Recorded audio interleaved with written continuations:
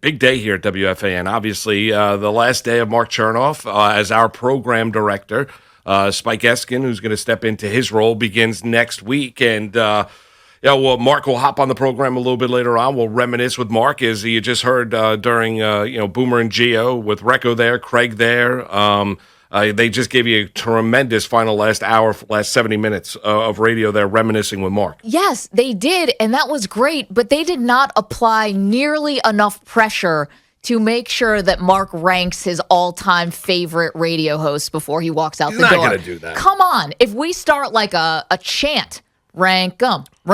We need something, Moose. We got to apply a little more pressure. It's his last day. What does he have to lose? Well, when he comes in here, I look forward to you chanting. We just say top 3. We don't do top 20. It doesn't. If you do top 3, people can't feel bad. By the way, Maggie will be win. chanting about 11:40 this morning before he goes out to lunch with all the luminaries. Come on, Mark, just say it. He wants to know what final, favorite host all time here at WFAN. We know it's Boomer. Just say it. There's been, Mike and Chris. I miss Boomer. There's been Craig. I said favorite. Yes, I get it. I understand that. I get it. Well, I look forward to you applying that pressure, twisting his arm. Yeah. 11:40. Rank them. This is going to be like Maggie putting Chernoff in a full Nelson of pressure. Yeah, we'll get into that. We got Yankee Mets Subway Series tickets to give away each and every hour as well, so look forward to that too. Tom Glavine is going to join us top of the noon hour, reminisce with Tom, talk a little baseball, and talk a little bit about what's happening with pitching around Major League Baseball with the crackdown on the sticky stuff, and talk a little Braves, talk a little Mets as well, and we'll get into the Mets. But, Maggie, I guess Cashman does manage the team. Because you know what? He speaks and the team responds. We were joking around yesterday about Aaron Boone, dropping down the gauntlet, then patting the team on the back after yet another loss on Monday against the Angels. Well, last night, Brian Cashman comes out, speaks before the game on the field saying, we suck, we're going to, it looks really bad. Guys have got to, I'm looking to try and improve this team. But a lot of the improvement's going to have to come from within, paraphrasing here. And then the team goes out there and Sanchez hits a home run, Judge as well. They score 11 runs. Tyone gives you a workable start, 5+ innings of work from Jameson Tyone. Good relief from Cortez and Abreu, who promptly got sent down after the game as well. And the Yankees beat the Angels 11-5, and they get a big fat W, a much-needed victory. Cashman also said, this is not on Aaron Boone. This is not on the coaches. This is all of ours problems. It's more my issue than it is anybody else. So gave yet another vote of confidence to Aaron Boone. So with all of that, Boone doesn't seem to be going anywhere. Brian Cashman's happy with the job that he and his coaches are doing, saying they're working their rear ends off. The Yankees respond with a victory last night, and they responded to their leader, who is Brian Cashman. Well, what I want to know is, did Cashman also speak to the team before he spoke to the media? Because I imagine it probably went a little something like, I will trade your ass to the moon if you don't start hitting, or something like that. I wonder if he threw down a gauntlet maybe in a way they haven't heard yet. I don't even know if Cashman does that kind of thing, but this is the third time, Moose, count it up, 1, 2, 3 times so far in this season that Cashman has had to come out, give a public vote of confidence for Aaron Boone and the coaching staff, and also had to take a lot of the blame and put it on his own shoulders. And if you're a fan of the Yankees, at least Brian Cashman was taking a lot of accountability yesterday. And that probably means that he feels as comfortable in his role as the general manager of the Yankees as ever. Because when it's going this bad and you can come out and say, we suck, this looks unwatchable, and it is my fault, you have to feel pretty comfortable in your spot, right? And you also have to feel like there are better things on the horizon, like this is a rock bottom for the Yankees. And then what do? They go out and play easily their best game of the season. Even though Tyone wasn't perfect, the offense was incredible, more runs than they've scored all year long. You had guys, everyone up and down the lineup contributing, everything that you would want from a Yankee team. You're talking about these 2 big innings, second and the fourth, where they pile on. Look at what they're doing, like getting singles, moving guys, taking bases when they can, scoring off of singles. It was, and then homering as well. But they did everything that you were asking them to do. And I thought a couple other interesting things that Brian Cashman had to say. The other thing he said was, listen, it's not happening with the AAA guys. The prospects aren't coming right now. They're not ready, or either they're not ready, but that's basically what he said. This is the strongest troop we have, is what he said. This is right here. So the Esteban Florial and Park and those guys, they're not coming. And I think it was important for him to say that, but also acknowledging that some changes will be made in left field if Andujar and Clem Frazier don't start carrying their weight. And Andujar responded just as much as anyone. I mean, Gary hitting the first inning home run was huge, and then they piled on from there. It was a great win. It shows that they are capable of kind of waking up, and they put a stop to a 4-game losing streak, most importantly. Right. They need to win a baseball game. I mean, that's it. I mean, results are results. So that's why I had an issue with what Boone had to say on Monday, saying that the focus there, the intent was there, was happy with that. Well, Aaron, you lost a baseball game. So, Brian Cashman continues to come out and show support for Aaron Boone. So, I mean, the seat is not so hot. I mean, so the relationship is there. They talk on a daily basis.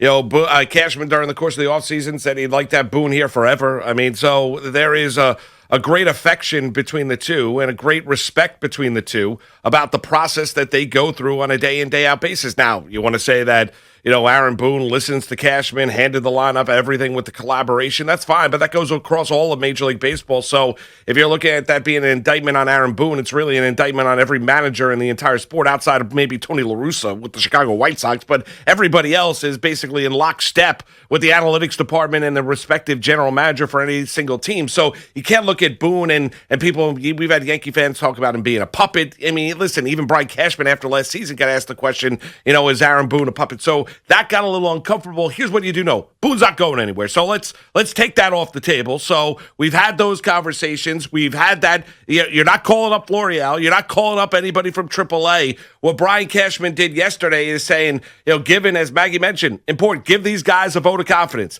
Now, I don't know if pats on the back is what this team needs, because they get a lot of pats on the back. They really do. I mean, it's really rare that anybody comes out and is critical of anybody on the team. Boone doesn't do it on a day-in, day-out basis, at least through the media. Maybe behind the scenes, he's a little bit of a harder hand, Maggie, but through the media, he really does not do it, and that sometimes bothers some Yankee fans. Now, they responded last night. They're going to have to continue to respond because we've gone through it. They're going to have to play, 700 baseball here.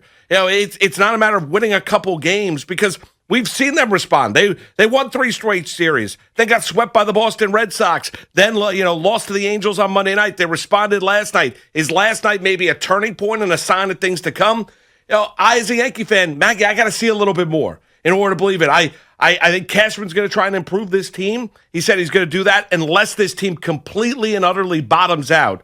Then he'll look to dump players. Sinks like a stone. Right, completely bottoms out, sinks like a stone before the July 31st MLB trade deadline. So hopefully that does not happen.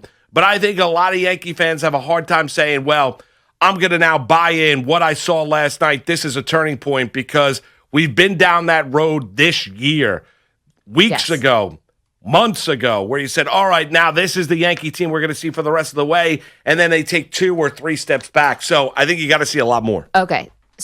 Cashman said yesterday, in terms of the team kind of breaking out, getting out of this funk, he believes sometimes it's as easy as getting a break. Like the other team makes an error in the 9th inning. You get a broken bat signal, something that just sort of shakes the team up and for some reason just sort of leads to really good things, okay?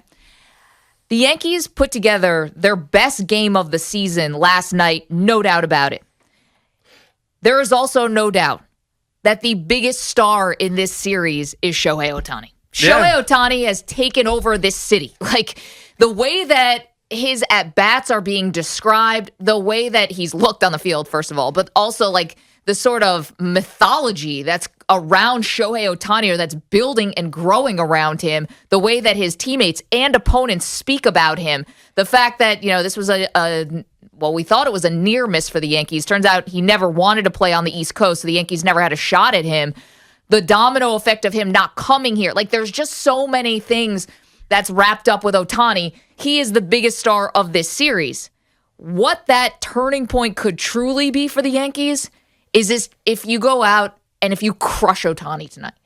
Everyone loves him, respects him. This is not a personal thing. He's great for baseball. I love watching him. I'm sure we all do. You can respect the hell out of him.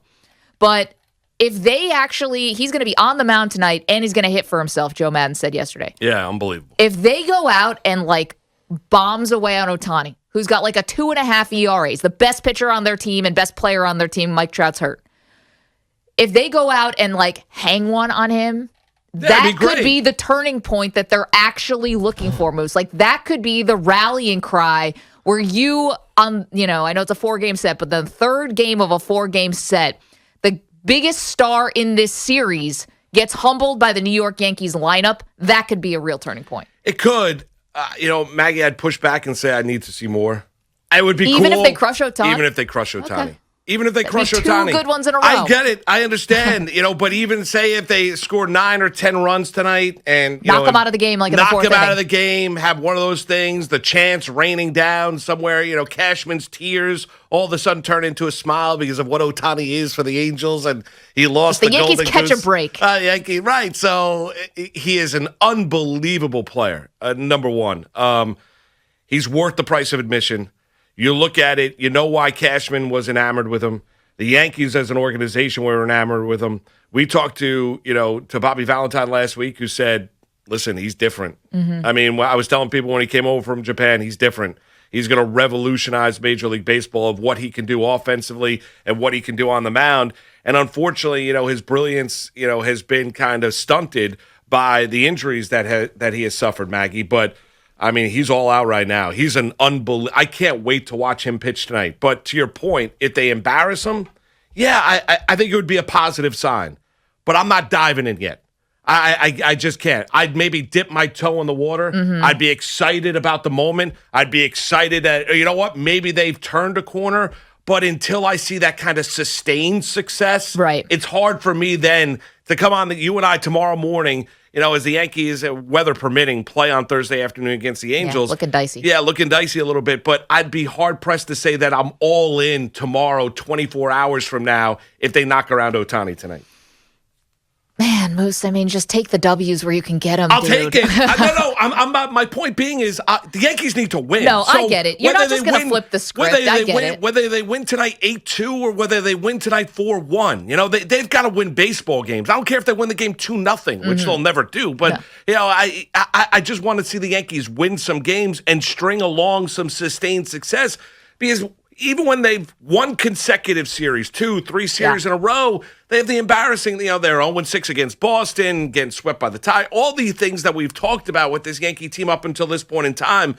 But there's no doubt. I mean, your eyes are drawn to the player. Ohtani, number one, he's got this bubbly personality, right? He's a really, really likable guy. There's no doubt. Even when he swings and misses, as they showed last night on the YES Network, and he goes down to a knee and the helmet pops off, and then he's joking around. I mean, he's just so engaging of a young superstar in Major League Baseball.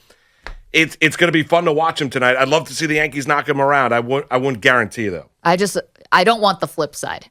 Oh. That Ohtani's been the star of the series. Yes. Hit 3 home runs already in this series and almost had another one. And that would have been a home run, except it was a straightaway center. And then he goes out and pitches 5 shutout innings or whatever. You don't want that to happen where he leaves town basically they're carrying him out on their shoulders. Right. Ohtani dominant for 6 innings and he hits another home run. Can't. They'd have to drag Cashman out of the building. Oh, Cashman would be like, please. I know. It's bad when Moose is so can't even wrap his brain around it that he stops actually saying words and he's like, he just can't. You're at a loss. It's that's the guy. Like Cashman, we joked around at the end of the show yesterday, and we'll get to your calls at 877-337-6666. You got Schwarber, who's on this unbelievable home run tear for the Nats. He had another one last night, an absolute bazooka shot into the upper deck. The Mets won too, so it's all right. Yeah, I get it. The Mets won too, but the point being is the Yankees always love Schwarber. They decided to pass this offseason, and Ohtani didn't want the Yankees. Didn't want the East Coast. That would have been nice information for the Yankees to have. And the Yankees, in turn, then go out there and get Stanton. And you look at Stanton being the albatross and that contract around this team's neck. And then you look at what Shohei Ohtani is now for the Angels and how big of a star he is in Major League Baseball. Watch him dominate tonight. What's more likely? Oh, he dominates. No doubt. Come on. Let's be realistic here.